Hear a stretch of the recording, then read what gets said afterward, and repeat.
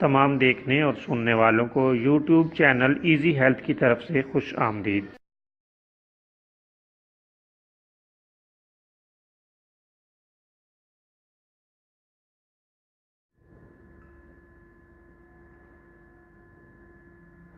اگر آپ خدا نخواستہ کسی بھی جسمانی بیماری میں مبتلا ہیں تو بلا جھجک اپنی بیماری کی تفصیلی علامات اپنے ہاتھ سے اردو میں لکھ کر اور موبائل کے ذریعے سے اس کی تصویر بنا کر ہمیں واٹس ایپ کریں اور فری ہومیو ہربل طبی مشورہ حاصل کریں۔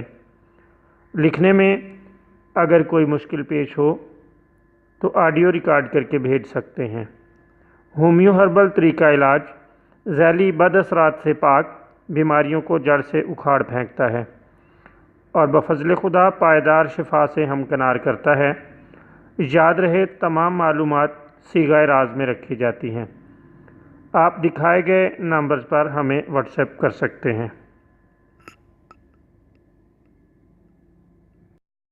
دوستو، آج جو ویڈیو ہم آپ کی خدمت میں پیش کر رہے ہیں یہ قوت با کے لیے شاندار نسخہ لیے ہوئے ہیں۔ اس میں آپ کو قوت با کے لیے ایک بہترین نسخہ بتائیں گے۔ یہ بہت ہی لاجواب نسخہ ہے اور یہ بدن کے لیے اور جسم کے لیے، ہڈیوں کے لیے بھی بہت ہی بہترین اور شاندار نسخہ ہے۔ اس سے جسم بھاری ہو جاتا ہے، وزن بڑھ جاتا ہے اور انسان خوبصورت دکھائی دیتا ہے۔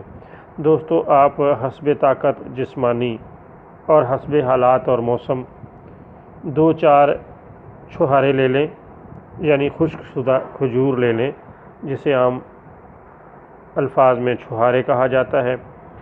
رات کو کسی مٹی کے کورے برتن میں بھگو دیں،